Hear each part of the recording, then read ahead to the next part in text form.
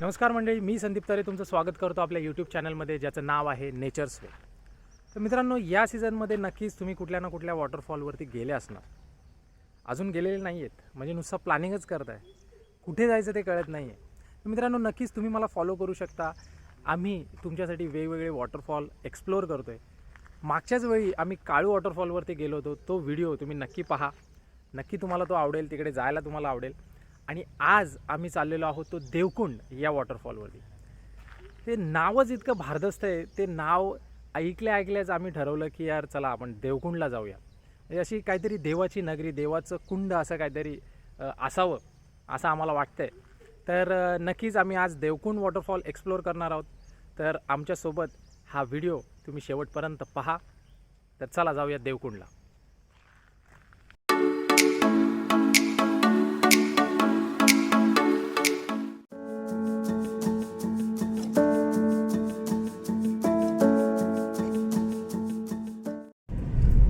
तर मित्रांनो, आजच्या या आपल्या देवकुंड ट्रेकसाठी आपल्यासोबत आहेत, माझ्या लेफ्टला आहे प्रफुल्ल, माझ्या राईट साईडला आहे तो सागर, आणि आपल्या या रेनॉल्ड ट्रॅबरचे चालक मालक मिस्टर के.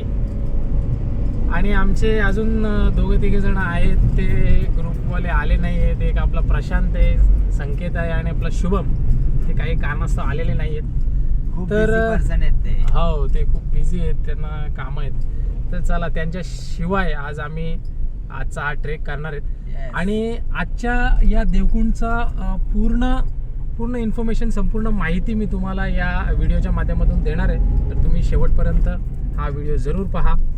तर चला जाऊया देवकुंडला. गणपती बाप्पा मोरया.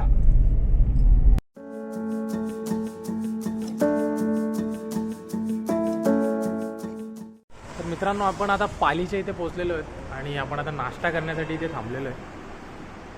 तर चला नाश्ता करून घ्या. ठीक आहे, काय काय नाश्त्याला?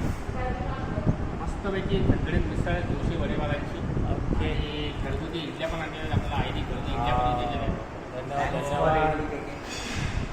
चला चालू करूया मिसळ. चालू करा. आता वडे पण मागवले का? हां, वडे पण आहेत. वडे म्हणजे गरम वडे सुद्धा आणले आहेत.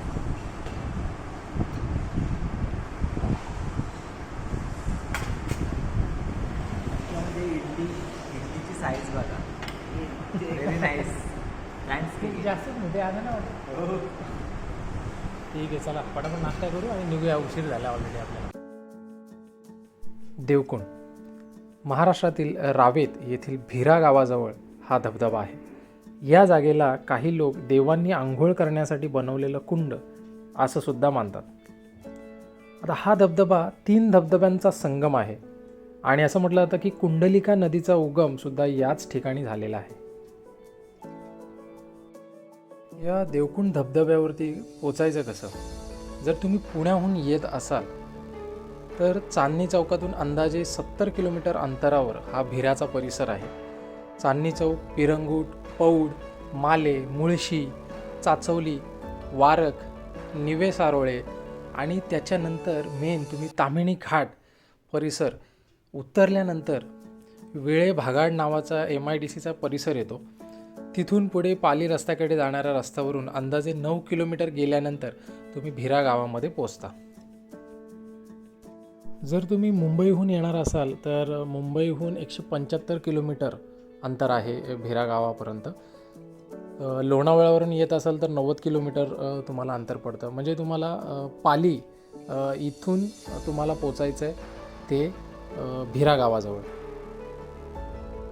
देवकुंडची सफर चालू असताना आम्हाला मध्येच निसर्गाचा हा सप्तरंगी आविष्कार पाहायला मिळाला. इथे गावाजवळ पोहोचल्यानंतर ग्रामपंचायतकडून मानसी 20 रुपये कर आकारला जातो. तर मित्रांनो, आपण आता बेस विलेज जो आहे या देवकुंड वॉटरफॉलचा तो आहे भिरा विलेज, आणि तिथे आपण आता पोहोचलेलो आहोत. आणि इथे पार्किंगची व्यवस्था केलेली आहे. 4 व्हीलरचे 100 रुपये पार्किंग आहे आणि 2 व्हीलरचे आय थिंक 50 रुपीज आहे.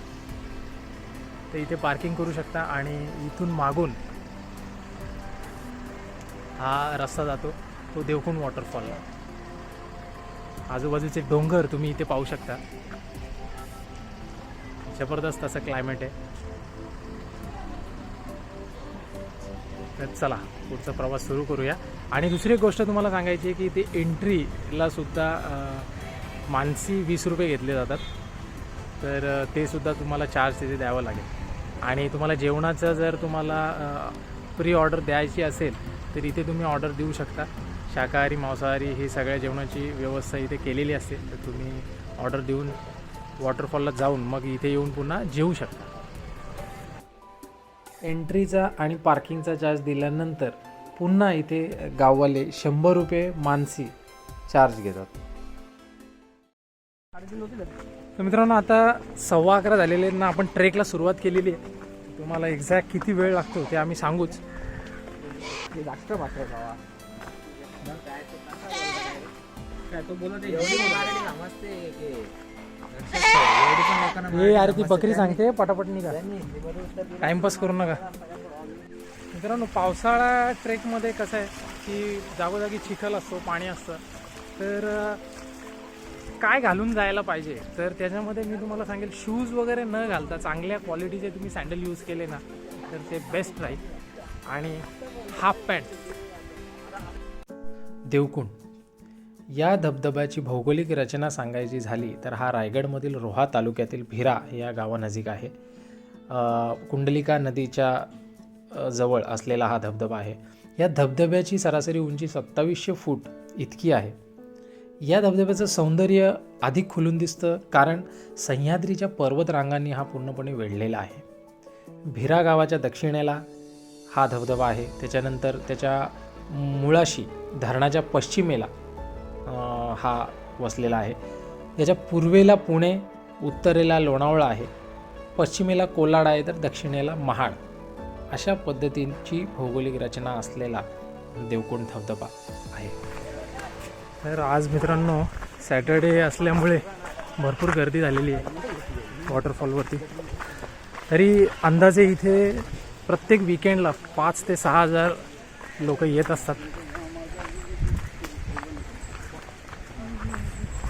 आणि इथलं हे जे वातावरण आहे भिरा एरियाचं हे थोडंसं ह्युमिड टाईपचं वातावरण आहे. म्हणजे जरा जरी पाऊस थांबला तर एकदम गरम व्हायला चालू होतं. असे छोटे छोटे स्टॉल्स तुम्हाला मध्ये मध्ये लागतात. तिथे तुम्हाला काय घ्यायचं असेल तर घेऊ शकता तुम्ही. तर मित्रांनो आता मी तुम्हाला दाखवतो हा डॅम आहे. डॅमचं पाणी आहे. भिरा डॅम असं म्हणतात आणि उन्नती धरण म्हणून याचं नाव दिलेलं आहे. हा सगळा सह्याद्रीचा डोंगररांगांचा परिसर याच्या मागे तुम्ही पाहू शकता. खरंच अतिशय सुंदर असा हा परिसर आहे.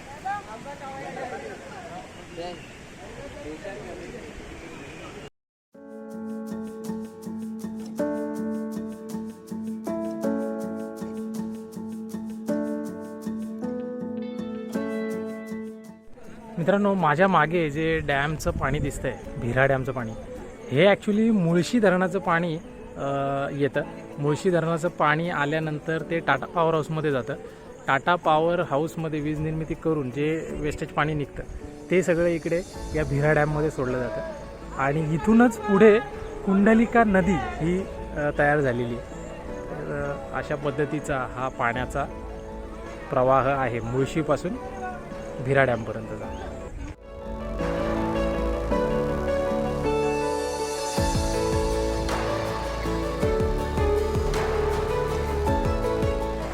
मित्रांनो हे असे छोटे छोटे झरे जागोजागी आपल्याला पाहायला मिळतात देवकुंड वॉटरफॉलला जाईपर्यंत. तर गावकऱ्यांनी अशा प्रकारच्या दोऱ्या लावलेल्या आहेत. परंतु एक रिस्क इथे अशी आहे की जर पाऊस हा कंटिन्यू चालू राहिला तर मात्र या झऱ्यांमधून जोरदार पाण्याचा प्रवाह चालू होतो आणि मग आपल्याला येताना मात्र प्रॉब्लेम होऊ शकतो. तर हा एक धोका इथे नक्कीच असतो, तो लक्षात ठेवला पाहिजे. मित्रांनो रस्त्यामध्ये अशा प्रकारचे सुद्धा पॅचेस येतात. तर या दगडांवरून न जाता तुम्ही चांगल्या रस्त्यावरून गेलं पाहिजे. अदरवाईज इथे स्लिप होण्याचा धोका असतो.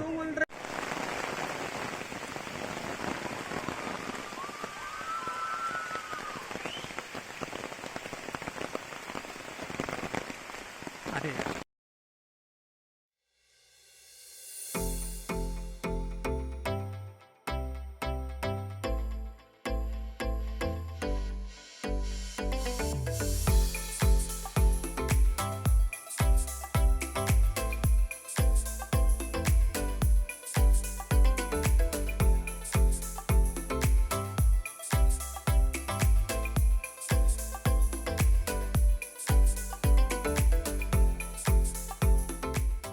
तर मित्रांनो 1 तासाचा ट्रेक केल्यानंतर एका छोट्याशा पठारापर्यंत सपाट पठारापर्यंत तुम्ही पोहोचता आणि हा माझ्या मागे तुम्हाला तो नजारा दिसतो.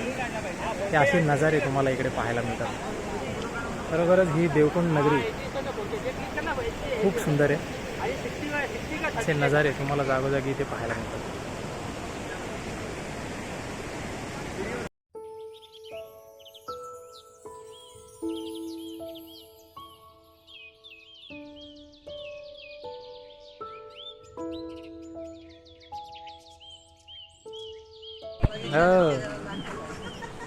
कशी चरतात बघ ती.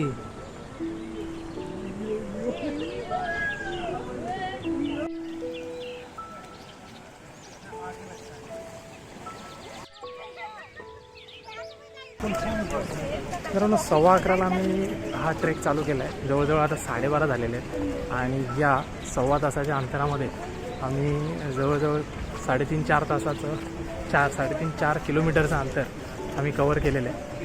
आणि अजून अर्धा तासाचा ट्रेक आहे. अजून 1.5-2 किलोमीटर रस्ता बाकी आहे.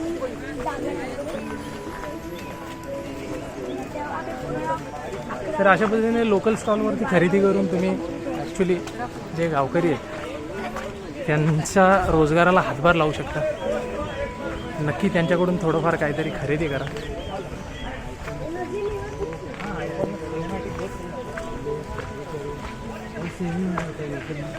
वो वाले वीडियो डालेंगे वो इतना कॉन्फ्रेंस होता है कि अगले टीवी लेवल.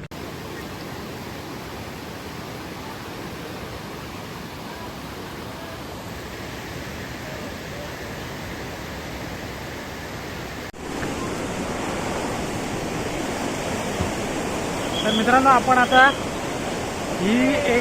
हा मोठा नाला आहे ॲक्च्युली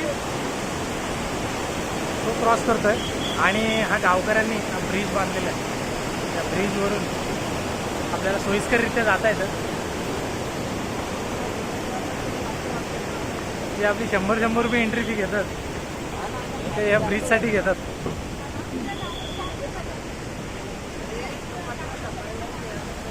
अशा पद्धतीने तुम्ही या ब्रिजवरून येऊ शकता. 11:15ला आम्ही ट्रेक चालू केला होता. आता अराऊंड 1 वाजला आहे. म्हणजे या ब्रिजपर्यंत पोचायला तुम्हाला 1.5 ते 2.25 तास लागतात. आणि मग हा नजारा आजूबाजूला तुम्ही पाहू शकता.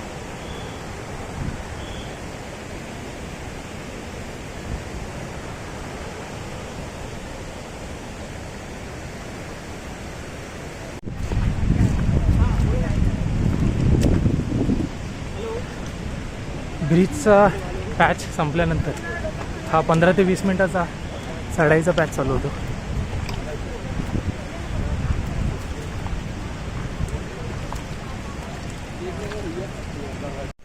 एवढे गेला 4 जण सारखे तर मोबाईल घेऊन जायचा.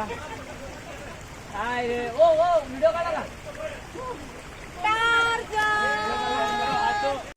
तर मित्रांनो कंप्लीट 2 तासानंतर आता आम्ही देवकुंड वॉटरफॉलच्या समोर उभा आहे. तुम्हाला आता तो नजारा मी दाखवतो.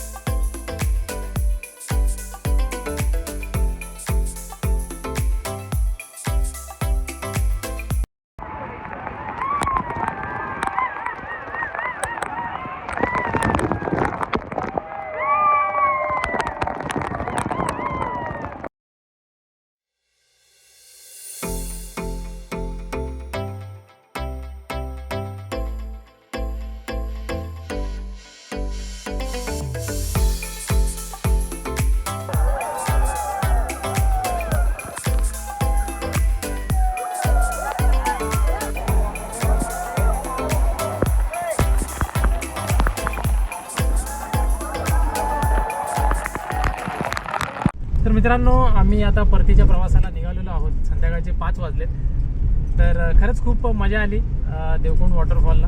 तुम्हाला सुद्धा या घनदाट जंगलाचा ट्रेक आणि या घनदाट जंगलामध्ये दडलेला हा देवकुंड वॉटरफॉल याचा आस्वाद घ्यायचा असेल तर नक्की तुम्ही या वॉटरफॉलला व्हिजिट करा. तुम्हाला खरंच खूप आवडेल, याची शाश्वती तुम्हाला देतो आणि तुमची रजा घेतो. भेटूया आपण पुढच्या व्हिडिओमध्ये. तोपर्यंत धन्यवाद.